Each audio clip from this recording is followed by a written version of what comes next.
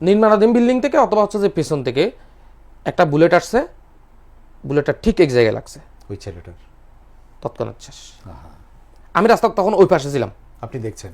হ্যাঁ, টাস করে পড়ে গেল। প্রিয় দর্শক, আসসালামু আলাইকুম। প্যানভিশন টেলিভিশনের বিশেষ আয়োজন লাল জুলাইয়ের গল্পে আমি জহিরুল ইসলাম টুটুল আপনাদের সবাইকে স্বাগত জানাচ্ছি। লাল জুলাইয়ের গল্প বললেই আমাদের সেই রাজপথের আবু সাঈদ, মুগ্ধ বা ফারহানকেই তো মনে পড়ে যায়।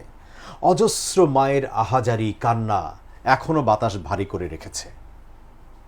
আবার সেই যুদ্ধে ওই যে বললাম যে আবু সাঈদ, মুগ্ধ বা ফারহান, তাদের সহযোদ্ধা যারা শেষ পর্যন্ত জীবনটাকে বাজি রেখে লড়াই করে 5 আগস্ট পরবর্তী বাংলাদেশ উপহার দিয়ে এখনো পর্যন্ত টিকে আছেন, তারাও কিন্তু প্রত্যাশা করছেন যে বাংলাদেশের জন্য যে অধিকার প্রতিষ্ঠার জন্য তারা লড়াই করেছে সেটা ঠিকঠাক হচ্ছে কিনা, অথবা সেই প্রত্যাশিত বাংলাদেশ তারা পেয়েছে কিনা সেটা নিয়ে তারাও কিন্তু ভাবছেন।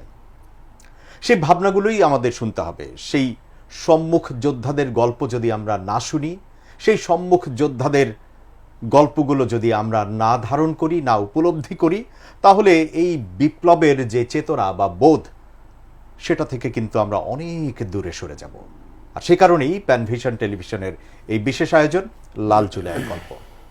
আজকে আমাদের সঙ্গে একজন অতিথি আছেন, চলুন তার সঙ্গে পরিচিত হয়ে নেই। ভাই, আসসালামু আলাইকুম। আসসালামু আলাইকুম রহমতুল্লাহ। ওয়ালাইকুম সালাম। আপনার নামটা বলবেন? আমার নাম মোহাম্মদ মামুনুর রশিদ পণ্ডিত। মামুনুর রশিদ পণ্ডিত, আপনার বাসা কোথায়? আমার গ্রামের বাড়ি হচ্ছে চট্টগ্রামের ফটিকছড়ির হাসনাবাদ গ্রাম। চট্টগ্রামের ফটিকছড়ি, মানে চট্টগ্রামের মানুষ আপনি? জি। আর ঢাকায় অবস্থান করছেন কোথায়? ঢাকায় আমার বাসা হচ্ছে খিলকেত। আচ্ছা, খুব ভালো। আমি একদম মূল জায়গায় চলে যাই। জুলাই গণ অভ্যুত্থানের সময় আপনি ওই সময়টায় সম্মুখ সমরেই ছিলেন, মানে সম্মুখ যোদ্ধাই যদি আমরা বলি, সেই জায়গাটাতে আপনি ছিলেন। জি। কেন ছিলেন সেই প্রসঙ্গে আমরা পরে আসব। জি। 15, 16, 17 এই সময়গুলোতে, মানে জুলাইয়ের 15, 16, 17 যখন পুরো দেশ জেগে উঠেছে, বৈষম্য বিরোধী ছাত্র আন্দোলনের সেই 9 দফাটা যখন আস্তে আস্তে 1 দফার দিকে যাচ্ছে, এবং তার সঙ্গে যখন শুধু তখন আর ছাত্র সমাজ নয়, দেশের আপামর জনসাধারণের সম্পৃক্ততা যখন তৈরি হয়েছে, সবাই যখন তাদের অধিকারের জন্য আন্দোলনে রাজপথে নেমে এসেছে, তখন আপনি কোথায় ছিলেন? শুরুতেই আমি দেশবাসীকে এবং আমার এই সাক্ষাৎকার যারা শুনবেন সকলকেই বিজয়ের নতুন বাংলাদেশে বিজয়ের শুভেচ্ছা জানাচ্ছি। এবং আমরা যে বিজয় অর্জন করেছি সেই বিজয়ের শুভেচ্ছা জানানোর মাধ্যমে আমি আমার সাক্ষাৎকার শুরু করতে চাই। আপনি যেটি বলছিলেন, কোটা আন্দোলন হলেও এই যে 15, 16, 17 তারিখের প্রশ্ন যেহেতু আমাকে করলেন, এই 15 তারিখ স্পেসিফিক হচ্ছে আমরা ঢাকা বিশ্ববিদ্যালয়ের সাঙ্কারফুল স্থানে আমি ছিলাম। এই সাঙ্কারফুল স্থানে আমি উত্তরা থেকে এবং খিলকেত এই এরিয়াগুলো থেকে একটা বড় একটা বহর নিয়ে ছাত্র জনতার, যেহেতু আমি নিজেও ছাত্র এবং আমরা এই ছাত্র সমাজ নিয়ে যেহেতু উঠা বসা, তাদের সাথে সম্পর্ক আমি ছাত্র হিসেবে, এবং আমার হচ্ছে যে ছাত্রদের সাথে খুব ভালো মিশা হয়, সেই হিসেবে আমার উত্তরাতে এবং খিলকেতে আমরা সংগঠিত হয়ে ঢাকা বিশ্ববিদ্যালয়ের সাঙ্কারফুল এরিয়ায় আমরা যাই। কারণ একটা বিষয়, ঢাকার অন্যতম একটা পয়েন্ট, এই আন্দোলনটা এত বেশি ইফেক্টিভ এবং এত বেশি মানুষের মুক্তিকামী, মানুষের আগ্রহের জায়গা এবং মুক্তি পাওয়ার যে আকাঙ্ক্ষা, যে যেখানে পেরেছে, যে যেখানে সুযোগ হয়েছে সেখানে অংশগ্রহণ করছে যার যার সুবিধা মতো। তো ঢাকা বিশ্ববিদ্যালয়ের মতো একটা গুরুত্বপূর্ণ এরিয়া এবং নিষিদ্ধ সংগঠন ছাত্রলীগ এবং যুবলীগ, আওয়ামী লীগ, তাদের দোসররা যেভাবে করে ঢাকা বিশ্ববিদ্যালয়কে আক্রমণ করে বাংলাদেশ থেকে বাংলাদেশের যে ফ্যাসিজম কায়েমের যে স্থায়িত্ব তারা করতে যাচ্ছে, সেটার যারা প্রতিবাদী তাদেরকে শেষ করে দিচ্ছে আমার সেই ঢাকা বিশ্ববিদ্যালয়ের বাইরেদেরকে সারা দেশে। তো আমরা সাঙ্কারফুলে যাই, সেখানে সারাদিন পুলিশ সহ প্রশাসনের যে লোকেরা ছিল সবাই নীরব ভূমিকা পালন করছে। অনেকটা এমন, তোমরা মারামারি করো, যে জিত আমরা তাদের পক্ষে, আমার এমনটাই মনে হয়েছে।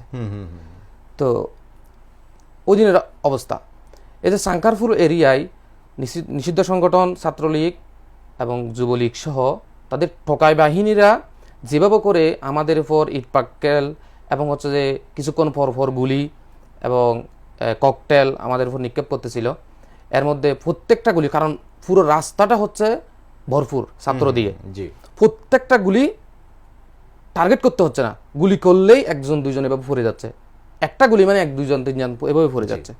তো এই জিনিসটা থেকে আপনাদের হাতে কি ছিল? আমাদের হাতে ছিল পতাকা, লাঠি এবং হচ্ছে যে ইট, কোনো আগ্নেয়াস্ত্র তো ছিল না আপনাদের? এটা তো প্রশ্নই আসে না, প্রশ্নই ওঠে না। এটা আমরা পাবো কই, এবং হচ্ছে এটার দরকার কি? আমরা এই যে স্বৈরচার এবং পৃথিবীর ইতিহাসে যত এর স্বৈরচারের পতন হয়েছে ইটপাটকেল লাঠি দিয়েই তাড়ানো হয়েছে। ঠিক আমাদের নিরুপায় হবে আমরা মানব প্রাচীর হয়ে সেখানে এই টোকাই বাহিনীদেরকে আমরা প্রতিরোধের জন্য সারাদিন কাজ করছি এবং ওখানেই ছিলাম সর্বশেষ পর্যন্ত, যখন সন্ধ্যা পেরিয়ে আসতেছিল। প্রতিরোধ করাটাই তো আপনাদের কাজ ছিল, আমাদের কাজ ছিল। যেন আপনারা তো আর আক্রমণ করতে রাস্তায় নামেন নাই, আক্রমণ করার তো প্রশ্নই আসে না। তারা এই যে যারা আন্দোলনকারী তাদের উপর যে হামলা করতেছিল এবং দাবির ছাত্রদের যারা ন্যূনতমভাবে কথা বলতেছে তাদের উপর যেভাবে করে হামলা করতেছে এবং তাদের রাতে হলে গিয়ে নির্যাতন করতেছে এবং সারা দেশে যে একটা মেসাকার অবস্থা সৃষ্টি হচ্ছে। আমরা যতটুকু জানি সেদিন মেয়েদেরকে, আমাদের বোনদেরকে মানে বেদম পেটানো হয়েছে, ওরা পিটিয়েছে। এই ওনাদেরকে পিটানোর বিষয়টা আমি এটা আপনার 17 তারিখের বিষয়টা বললে হ্যাঁ পরবর্তীতে বলছি। এই 15 তারিখ আমরা এই সাঙ্কারফুলটা ধরে রেখেছি এবং এভাবে ঢাকা কলেজের সামনের লাশ হওয়ার বিষয়টা আপনারা জানেন, এবং এই সাঙ্কারফুলে বেশ কিছু ভাইদের গুলিবিদ্ধ ভাইকে আমি নিজেই হচ্ছে যে পার্শ্ববর্তী মেডিকেলে হচ্ছে আমি কি করছি নিয়ে গেছি এবং ওখানে আলহামদুলিল্লাহ বেশ সহযোগিতাও পাইছি আমরা যে নিয়ে যাচ্ছি, তারা ওখানে মুভ করেছে, এইভাবেই কাটলো। সর্বশেষ যখন সন্ধ্যা হয়ে আসতেছিল, আমরা যেহেতু অনেক দূর থেকে গেলাম, খিলকেত, উত্তরাবাণী, ঢাকা বিশ্ববিদ্যালয় অনেক দূর, তো সাধারণ ছাত্ররা যারা আছে অনেকেই মানে যার যার মতো করে চিনে না বা অনেকের সাথে গেছে, সন্ধ্যা যেহেতু হয়ে আসতেছিল, আমাদের যারা লিডিং পজিশনে ছিল সবাই হচ্ছে বলতেছে ঠিক আছে আমরা তো একটা শৃঙ্খলার মধ্যে ছিলাম যে আমরা চলে যাওয়ার জন্য সিদ্ধান্ত ছিল সন্ধ্যা হওয়ার পরে, বাকিটা পরবর্তী যারা যেভাবে করে মুভ করা দরকার সেভাবে করে করছে। এই 18 তারিখ এভাবে শেষ, 15 তারিখ এভাবে শেষ। 16 তারিখও আমরা ঠিক এভাবে ছিলাম বিচ্ছিন্নভাবে বা পুরো ইয়াতে কোনো নির্দিষ্ট স্থান ছিল না। 17 তারিখে গিয়ে জানাজা শেষ করলাম। জানাজা শেষ করে যখন আমরা মিছিল নিয়ে, বিষয়টা একটু পরিষ্কার করবেন, ওই যে শহীদদেরকে নিয়ে যে জানাজা, যে এখানে সমন্বয়করা সহ সবাই মিলে যে জানাজার আয়োজন করছে ঢাকা বিশ্ববিদ্যালয়ে, এটা তো একদম প্রথম সারি থেকে শুরু করে ছোট বড় সকল মিডিয়াগুলো এটা সবাই জানে। মিছিল শেষে হচ্ছে ওদিন তো মানে এমন অবস্থা সৃষ্টি হয়েছে, ঢাকা বিশ্ববিদ্যালয়ের এমন কোনো অলিগলি এমন কোনো মোড় ছিল না যেখানে প্রশাসনের অবস্থান ছিল না। মনে হয়েছে যে মানে ওদের কি টার্গেট এমন ছিল যে আন্দোলনকারী থেকে যেন প্রশাসনের লোক যেন বাড়াই ফেলি, ওদের উদ্দেশ্য কি এটা ছিল কিনা। এত প্রশাসনের অবস্থানের মধ্যে থেকেও আমরা যখন অসংখ্য অগণিত ছাত্র জনতার জমায়েতে আমরা জানাজা শেষ করে মিছিল নিয়ে, 17 তারিখ মিছিল, 17 জুলাই মিছিল নিয়ে আমরা যখন এই যে গোল চত্বর থেকে মুভ করতেছিলাম, ওদিকেও পুলিশ, এবং কতটুকু মিছিল যাওয়ার পর থেকে তারা ওখান থেকে টিয়ার গ্যাস এবং হচ্ছে যে লাঠি চার্জ পর্যায়ক্রমে তাদের যে এই একটা পরিবেশকে মেসাকার করে দেওয়ার জন্য যা যা করা দরকার তারা সেগুলো করলো। এই গ্যাসের কারণে মানে না নেওয়া যাচ্ছে নিঃশ্বাস, না চোখগুলো খোলা যাচ্ছে, এর মধ্যে পড়তেছে লাঠি চার্জ, সবগুলো মিলাইয়া এত কঠিন অবস্থার মধ্যে যাচ্ছে সময়গুলো, মানে যে যার যার মতো পারতেছে এই পরিবেশে। আর ওখানে জায়গা ছোট হওয়ার কারণে সব দিকে ওয়াল করা, তো এই দেওয়ালের কারণে অনেকে দেওয়ালগুলো উঁচু হওয়ার কারণে দেওয়ালটা পেতে পারতেছে না, এবং সবচাইতে বিভৎস যেটা দেখছি মেয়েরা, আমরা পুরুষ আমরা ছাত্র যারা আছি তারা পর্যন্ত দেওয়াল টপকাতে পারতেছি না, এবং হচ্ছে এই পরিবেশের চাপ যেটা সেটা সহ্য করতে পারতেছি না, সেখানের মধ্যে মেয়েরা পায়ে পিষ্ট হয়ে যাচ্ছে।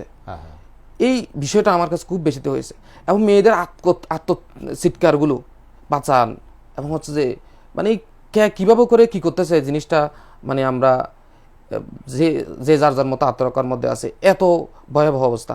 আরেকটা যে আপনি আরেকজনকে সহযোগিতা করবেন, আপনি নিজেই নিশ্চয় নিতে পারতেছেন না, আমি নিজেই নিশ্চয় নিতে পারতেছি না, শুধু আরেকজনকে কিভাবে সহযোগিতা করবো, আমি চোখে দেখতেছি না, তাহলে আমি কিভাবে সহযোগিতা তখন তো করবো? প্রায় সন্ধ্যা হয়ে গেছে। হ্যাঁ, এই অবস্থার মধ্যে আমি কোনো মতে ডাবল টপকাইতে গেলাম। ডাবল টপকাইতে গিয়ে হচ্ছে আমি আমার এই পাশ হচ্ছে এই যে প্যান্টের সাথে এই যে গ্রিলের যে ফেরেক সেটার সাথে লেগে যায়। তো এত একাভাবে লেগছে, আমি আবার পিছনে মুভ করতে হয়েছে। উঠে মুভ করতে গিয়ে আমার পুলিশের প্রচণ্ড রকমের একটা বাড়ি আমার এই হাতের মধ্যে পড়ে। তো আমি অনেকটা শক হয়ে গেলাম আসলে, মানে ইনস্ট্যান্ট আমি করতে পারতেছিলাম না, এত জোরে বাড়িটা এখানে পড়লো। শেষ পর্যায়ে আমি আবার বাড়ি খেয়েও আমি আবার মুভ করতে গেলাম, নিচে লাফ দিলাম। এই চোখে তখন দেখতেছিলাম না সব কিছু, মানে এর মধ্যে ঝাপসার মধ্যে করতেছিলাম। এর মধ্যে পার হয়ে দেখলাম কতটুকু গিয়ে আগুন জ্বালাইলো ছাত্ররা, এবং যার যার মতো করে তারা আগুনের কাছে নিয়ে যাচ্ছে, অনেকে হাঁটতে পারতেছে না, এই ধরনের অবস্থা। তো কিছুটা স্বাভাবিক হলাম, এবং দীর্ঘ সময় আমরা বের হওয়ার জন্য নানাবিধ পথ খুঁজতেছিলাম, কীভাবে বের হবো সেফ জোনে যাওয়ার জন্য। এই সেফ জোনে যাইতে গিয়ে আমাদের প্রতি আমাদের যে বড় ভাইয়েরা আছে বা আমাদের যারা লিডিং পজিশন আছে সবাই নির্দেশনা দিচ্ছিল যে শাহবাগের দিকে কোনোভাবে বের হওয়া যাবে না।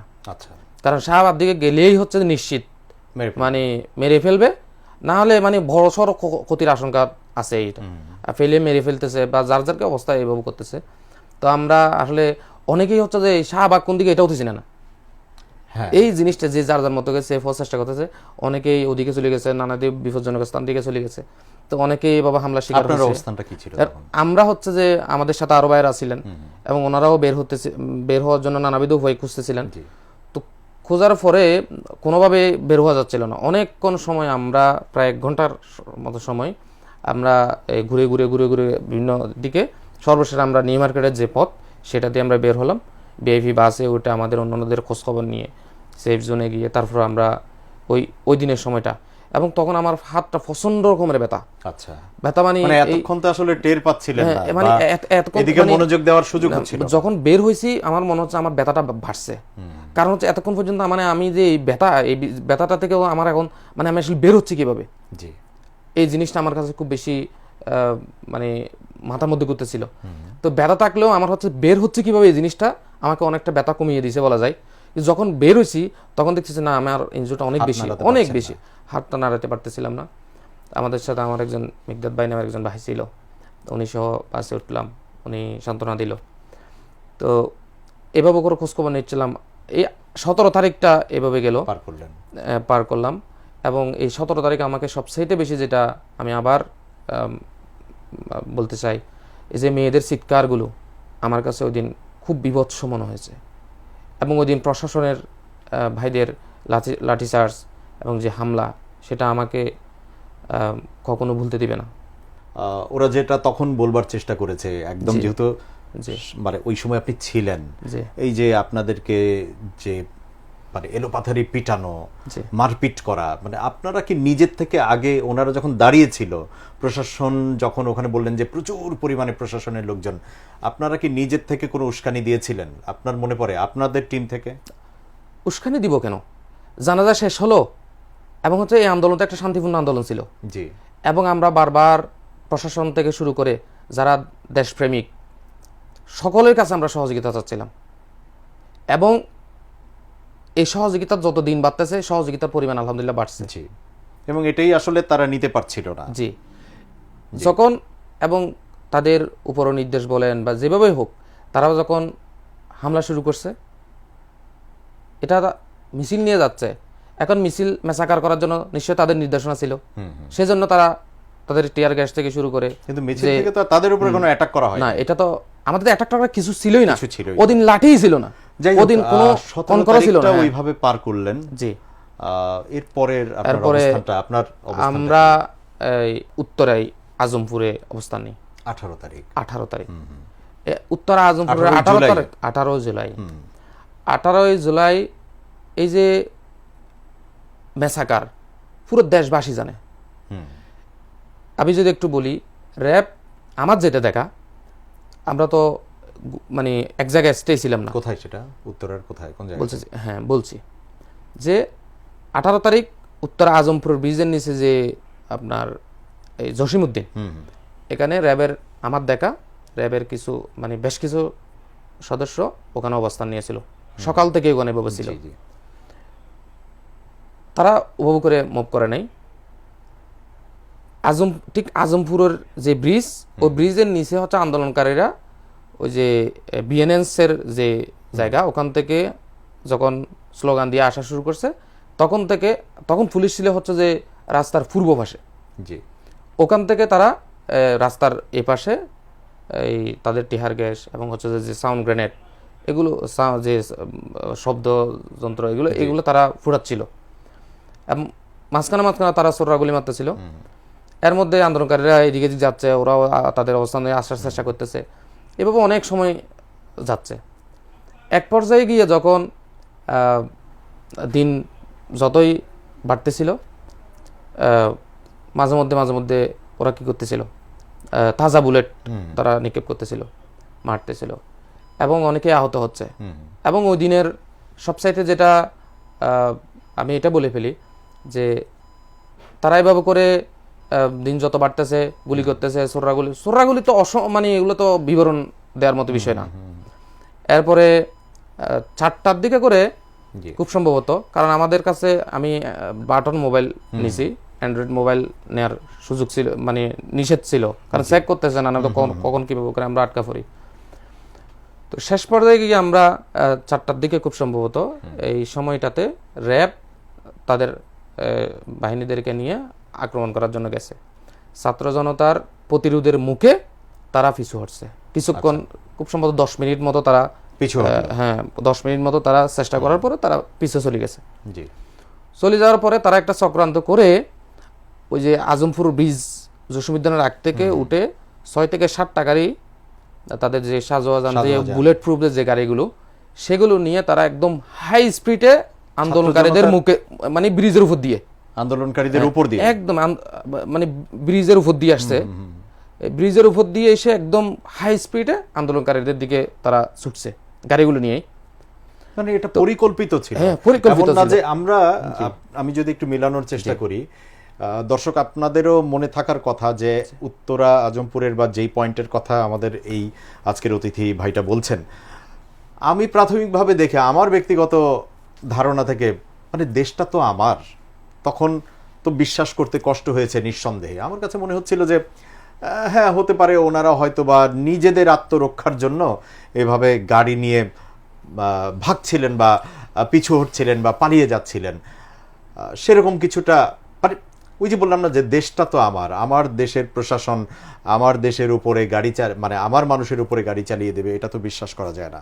কিন্তু আজকে সেই ঘটনাটা আপনি একটু মিলিয়ে নেন, এবং আমাদের আজকের অতিথি কিন্তু সেটাই বলছেন যে ব্যাপারটা পরিকল্পিত ছিল। যখন ওনারা পিছু হটে গেলেন র্যাব বাহিনী, যে এখন কি করা যায়, তাহলে কি করতে হবে, আন্দোলনকারীদের উপর দিয়ে গাড়ি চালিয়ে দিতে হবে। এই গাড়ি চালিয়ে দেওয়ার যে বিভৎস চিত্র, এটা শুধু একবার গেছে এমন না, তারা পেছনে গেছে আবার চালাই দিছে, একদম ফিসে ফেলছে। এই যে ফিসে ফেলার যে চিত্র, এগুলো মানে মানবতা বিরোধী, এর থেকে আসলে মানবতা বিরোধী আর হয় না। একজন মানুষের উপর এভাবে, একজন ছাত্রের উপর এই মানবিকতার বিপর্যয় এখানে হলো। এরপরে যখন এই ইয়াটা হলো, এবং এরপরে ওদের গাড়ির উপরেও কিন্তু প্রতিরোধ করতে, ওদের গাড়ির উপরে ওদের সদস্য একজনকেও ধরলো, এবং হচ্ছে যে হামলাটা, মানে ওদের প্রতিরোধটা হলো। এক পর্যায়ে র্যাবকে আমরা আর খুব বেশি দেখি নাই, এরপরে চলে গেছে তারা, বুঝতে জানি। তো বিজিবির সদস্যকে সর্বশেষ আমি দেখি নাই। এই যে পিছিয়ে দেওয়ার পরে মানুষের মানে আতঙ্ক হয়ে গেছে, একটা আতঙ্ক বিরাজ করতেছিল, এই ধরনের কেমনে কীভাবে সম্ভব। শেষ পর্যায়ে গিয়ে পুলিশ আসরের পরে মাগরিবের আগের দিয়ে করে একদম ব্রাশ ফায়ার করে দিছে। আচ্ছা, বিজিবি এবং হচ্ছে র্যাব, ওরা পাশে কোথাও ছিল কিনা আমি জানি না, আমি দেখি নাই। পুলিশ, আমার যেটা মনে হয়েছে, তারা না থাকাতে এরা নিজেদের অবস্থান ঠিক রাখার জন্য তারা ব্রাশ ফায়ার করে দিছে। একদম ব্রাশ ফায়ার করার কারণে যে সব দিকে হাওমাও চিৎকার, এবং আজমপুরের এদিকে রিক্সাওয়ালারা দেখি মানে শুধু আহত, কে মরছে কে বাঁচছে এটা বুঝার উপায় নেই, এত রক্তাক্ত অবস্থা। তো যে যার দিকে পারতেছে দৌড়তেছে। আপনার সাথে একটা ঘটনা ঘটেছিল, এটা যদি একটু বলেন। এবং এই ঘটনার মধ্যেই আমার পাশ দিয়ে এই পাশ দিয়ে বাম বুলেট পাশে। যায়, হ্যাঁ বাম পাশ দিয়ে বুলেট যায়। তো এই আল্লাহর রহমত, এটা যদি সে যাত্রায় মাস- আপনি হ্যাঁ এর পরবর্তীতে জি, বেঁচে গেলেন। হ্যাঁ বেঁচে গেলাম মানে বুলেটটা যদি আলহামদুলিল্লাহ। আরেকটু ইনার সাইডে লাগতো, জি, তাহলে হয়তো আজকে আপনাদের সাথে এখানে কথা বলার সুযোগ হতো কিনা, আল্লাহ যদি হায়াত না রাখতো। এ হচ্ছে বিষয়। এই পুলিশের ব্রাশ ফায়ারের পরপরেই যখন মাগরিবের আগের দিকে করে, ঠিক আজমপুর যে রোড ওদিক পশ্চিম দিকে করে, পশ্চিম পাড়ের পশ্চিম দিকে করে যে রোড গেছে ক্রিসেন্ট হসপিটালের পাশ দিয়ে, জি ক্রিসেন্ট হসপিটাল থেকে একটু আগে নির্মাণাধীন একটা বিল্ডিং, পাশে আর একটা 3 তলা বিল্ডিং। ওই যে ব্রাশ ফায়ার করার পরে আন্দোলনকারীরা তো একবার হামলা হলে কিছুক্ষণ বা স্বাভাবিকভাবে একটা ইয়া থাকে, বা যার যার মতো করে সরাই যায়, আবার একত্রিত হওয়া একটা সময় লাগে। একত্রিত হতে গিয়ে মানে অবস্থান নিতে গিয়ে একজন রাস্তার পাশে এয়ার পাশ দিয়ে বাবু করে বসছে, একদম গ্রিলের সাথে মেইন রোডে। জি নির্মাণাধীন বিল্ডিং থেকে অথবা হচ্ছে যে পেছন থেকে একটা বুলেট আসছে, বুলেটটা ঠিক এক জায়গায় লাগছে, ওই ছেলেটার। তৎক্ষণাৎ শেষ। আহা, আমি রাস্তা তখন ওই পাশে ছিলাম, আপনি দেখছেন? হ্যাঁ টাস করে পড়ে গেল। এভাবে করে 3টা বুলেট আসছে ওখানে, এবং পরবর্তীতে ওখানে আন্দোলনকারী ছাত্ররা নির্মাণাধীন বিল্ডিং এবং হচ্ছে যে যে ওই পাড়ের যে বিল্ডিং, এই দুইটাতেও চেক করলো। নির্মাণাধীন বিল্ডিংয়ে 3 থেকে 4 জন মানুষ পাইছে, তারা আওয়ামী লীগ করতো, এটা প্রাথমিকভাবে সত্যতা পাওয়া গেছে। বাট তারা গুলি করছে কিনা সেটা আমরা শিওর ছিলাম না। তাদেরকে মারছে, বাট কি করা নেই, মানে যেহেতু গুলি করছে কিনা শিওর না, সেজন্য ওই যে গুলি করার যে রিয়াকশন সেটা তাদের উপর দেখানো হয়নি। আচ্ছা প্রিয় ভাই, আসলে জি। আপনাদের এই সম্মুখ সমরের গল্প জি। যতই শুনি না কেন, জি এগুলো তো শুধু গল্প নয়, এটা ঘটেছে। জি, আমি 18 তারিখের আরেকটা বিষয় শেয়ার করি। হ্যাঁ প্লিজ। এই যে টেহার গ্যাস নিক্ষেপ করলে যে অনেকেই বিভিন্ন ধরনের এফেস্ট এবং হচ্ছে যে এই মানে গ্যাস চোখ লাইট তো থেকে জ্বালা শুরু করে পোড়া করে, মানে ভীষণ বিভিন্ন রকমের। যে আগুন জ্বালানোর জন্য যে জিনিসপত্র, এগুলো যার যার মতো কথা নিয়েছে, কিন্তু সবাই তার নিতে পারে না। সবাই নিতে পারিনি। তো আমি যেটা দেখলাম, উত্তরবাসীদের প্রতি আমি কৃতজ্ঞ। আমি আমার এই সাক্ষাৎকারের মধ্যে ধন্যবাদ জানাতে চাই। এবং শুধু উত্তরবাসী কেন, এভাবে অজানা অদেখা সারা দেশে আসলে সহযোগিতা করে জি, গেছে। জি। এই যে বিভিন্ন জন তাদের কাগজ চোপড় এনে দিচ্ছে আগুন জ্বালানোর জন্য।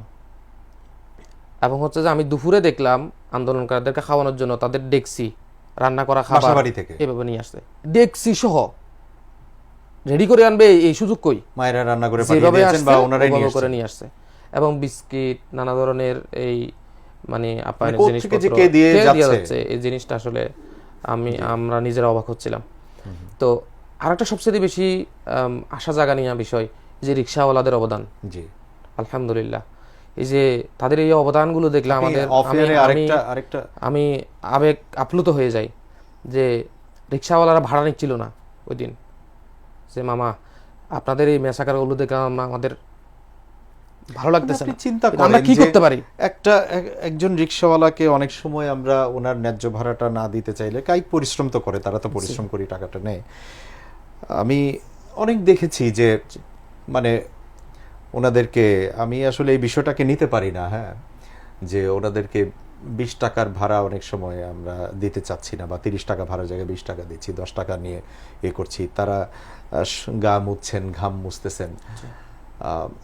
আমার ব্যক্তিগত একটা অভিজ্ঞতা ছোট্ট করি, সেটি হচ্ছে যে আমার সাথে আমার জীবনে কখনো কোনো রিক্সাওয়ালা মামার সাথে আমার কোনো দিন কোনো ঝামেলা হয়নি, এই জন্য যে আমার কাছে সবসময় আমি যখন বসে থাকি তখনও আমার মধ্যে একটা কাঁচুমাচু অবস্থা থাকে, যে একটা মানুষ আমাকে টেনে নিয়ে যাচ্ছে, কষ্ট করে টেনে নিয়ে যাচ্ছে। এই মানুষগুলোকে কি পরিমাণ নিঃস্বার্থভাবে আমরা এই জুলাই গণ আন্দোলনের রাজপথে দেখেছি, সেটা আপনিও বলছেন। জি, মানে এটা এবং unbelievable, কোন আন্দোলন, পৃথিবীর ইতিহাসে। কোন রাস্তাটা সবচেয়ে সেফ, ওই রাস্তা দিয়ে নিয়ে ভাড়া গেছে নেয়নি তারা। তারা। হ্যাঁ, এমন অনেক ঘটনা ঘটেছে তাদের। জি। কয় টাকা তারা ইনকাম করে, জি, এবং ওই সময় তো মানুষও খুব বেশি বাইরে বের হয়নি, তাদের ইনকামের পথও কিন্তু অত বেশি খোলা ছিল না তখন। জি। মানুষ তো রাস্তায় অত বের হয়নি, তাদের ইনকামটাও কম হয়েছে, এবং এই মানুষগুলোকে, এবং এখনো পর্যন্ত তারা সেই গল্পটা করে। জি, আপনি আরেকটা বিষয় অফ এয়ারে বলছিলেন, একজন আন্টির কথা বলছিলেন। জি, আমরা আন্দোলনে যাচ্ছিলাম, স্বাভাবিকভাবে সাধারণ ছাত্ররা তাদের সে আন্দোলনে যাচ্ছে, বা আমি এই যে অর্গানাইজ করে নিয়ে যাচ্ছি, বা আরও যারা যারা এক একটা টিম হয়ে যে যার যার মতো করে নিয়ে যাচ্ছে, আমাকে এরকম আমার পরিচিত, যেহেতু আমি এই যে আমাদের যে পরিচিত আন্টি এবং হচ্ছে যে আমাকে যারা চিনে এর মধ্যে অনেকেই নক দিচ্ছিল যে মামুন তোমাদের কি অবস্থা, তোমরা সুস্থ আছো কিনা, জি তোমাদের খাবার দাবার কিভাবে খাচ্ছ, এই যে পুরো দিন ওখানে যাচ্ছ, বা তোমাদের সাথে যারা যাচ্ছে তাদের কি অবস্থা। একজন আন্টি ওনার সঞ্চয় সবকিছু ক্লিয়ার মানে একত্রিত করে আমাকে 25,000 টাকা দিছে, যে তোমরা এটা দিয়ে তোমাদের খরচ তোমরা এই যে খাবার এইগুলো করো। এভাবে করে যে যার যার পক্ষ থেকে এই যে তুমি 2,000 টাকা নাও, আর এক আন্টি যে বলছে তুমি এটা ওখানে দিও। আমরা মোটামুটি গল্প তো পেলাম, আসলে এই গল্প যার অবস্থান থেকে এই গল্প তো অজস্র, মানে লক্ষ লক্ষ গল্প এই জুলাই গণ আন্দোলনে।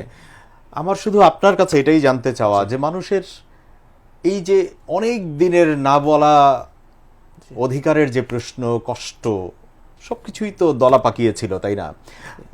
কোটা বিরোধী আন্দোলন, বৈষম্য বিরোধী ছাত্র আন্দোলন, তারপরে সেটা গণ আন্দোলন, 9 দফা থেকে 1 দফার আন্দোলন, এই সব কিছুই তো সচক্ষে আপনারা দেখেছেন। এবং এই যে গণমানুষের সম্পৃক্ততা, মানে এটাকে নানানভাবেই তো বিভিন্ন ন্যারেটিভে মানুষকে ভুলভাল বোঝানোর চেষ্টা করা হয়েছে।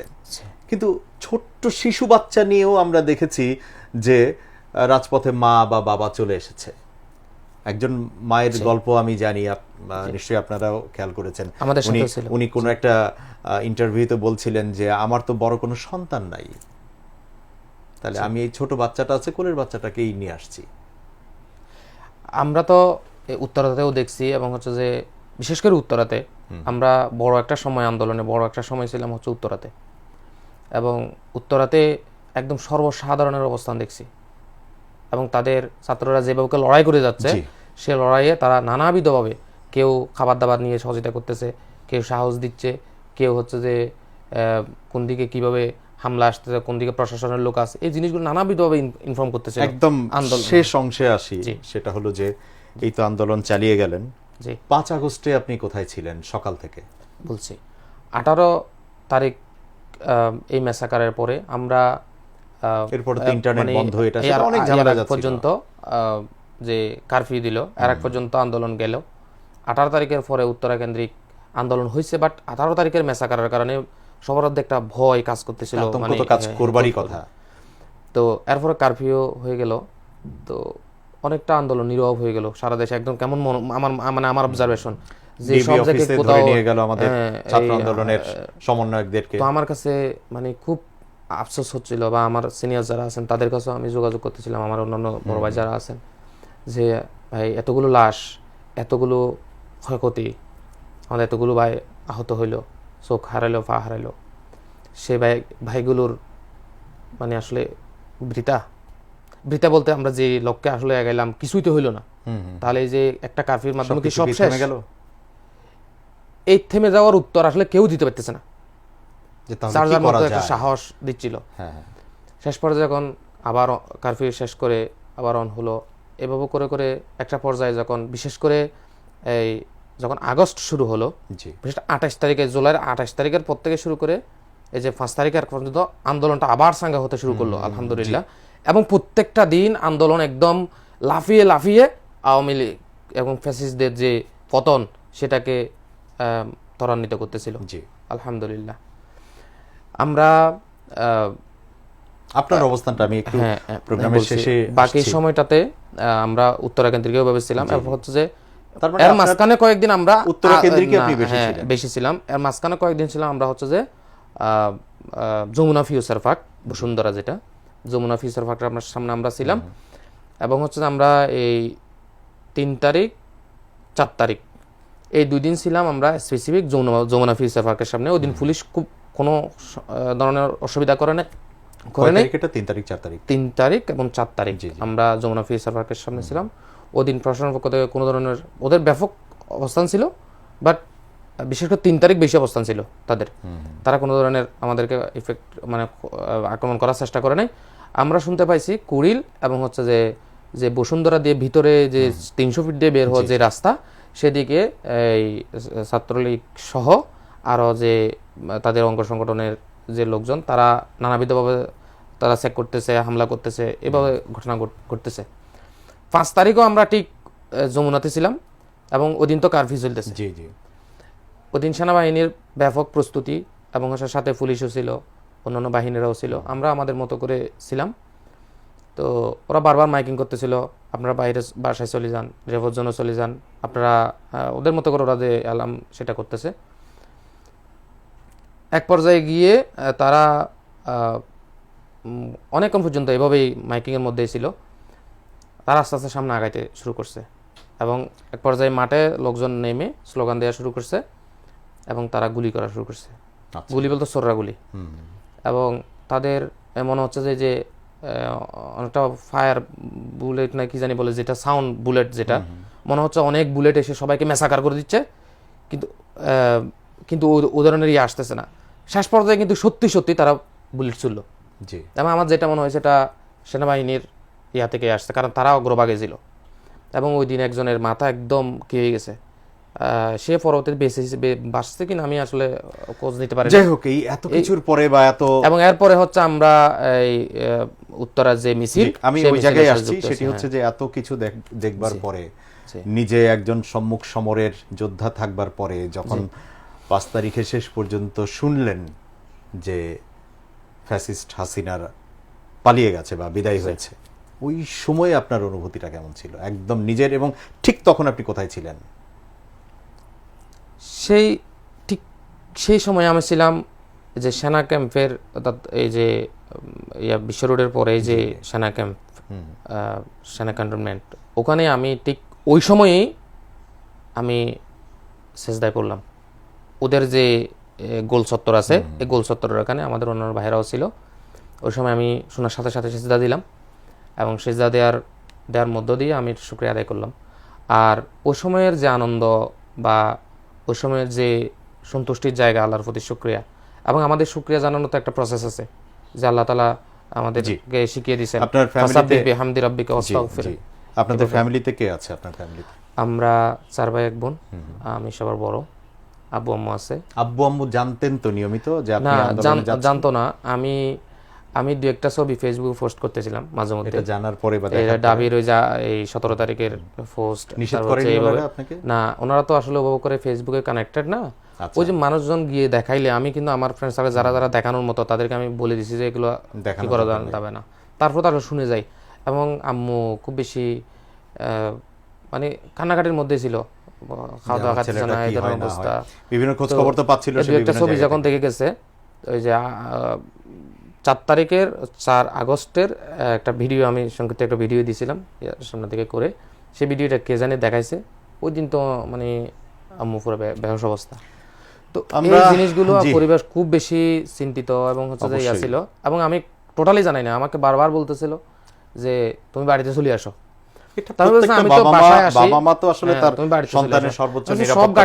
সব গাড়ি বন্ধ, এখন টিকিট কাটা যাচ্ছে না, আমি কিভাবে আসবো? এখন তো নিরাপদ, সন্তানের নিরাপত্তাটাই বাবা মা চিন্তা করবেন। আমরা যেখানে লিড দিচ্ছিলাম, আর একটা বিষয়, এই যে লিড দেওয়ার কারণে এবং হচ্ছে যে কিলকেত এরিয়া থেকে শুরু করে অন্যান্যরা অনেকেই আমাকে চেনার কারণে, আমাকে কেন আসলে যাকে যেভাবে করে সন্ধান পাচ্ছে এবং অ্যারেস্ট করানোর জন্য তারা প্রসেস চালাইছে।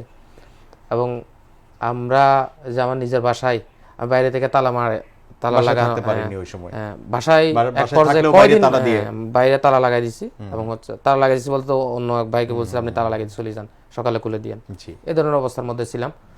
তো এই জিনিসগুলো দীর্ঘ দুঃশাসনের পরে, আমরা আওয়ামী লীগের দুঃশাসনের পরে ওই জায়গায় আসি আমরা, যেহেতু অনুষ্ঠানটার আজকের একদম শেষ পর্যায়ে চলে এসেছি প্রিয় ভাই।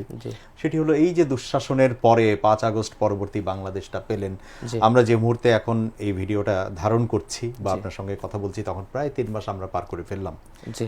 এখন আপনি ব্যক্তিগতভাবে কেমন আছেন আর কেমন বাংলাদেশ দেখছেন, কেমন হওয়া উচিত? আমি আলহামদুলিল্লাহ ভালো আছি।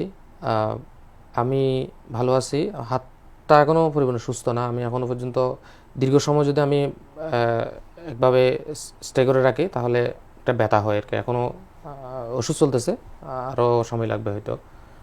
এভাবে ডাক্তারের পরামর্শ হচ্ছে যে এটা একদিনে তো হবে না, একটু সমস্যা হবে, ওষুধ যেভাবে চলতেছে চলুক, পরবর্তীতে একটা সময় ঠিক হয়ে যাবে ইনশাআল্লাহ। তো তবে স্বাভাবিক সব কিছু বললে আলহামদুলিল্লাহ সুস্থ, এটা হচ্ছে বিষয়।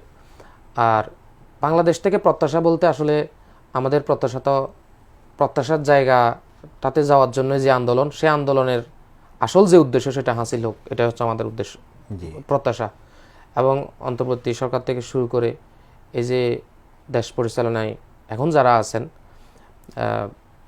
সন্তুষ্টি অসন্তুষ্টি অনেক কিছু এর মধ্যে থাকবে বা আছে। আছে। তবে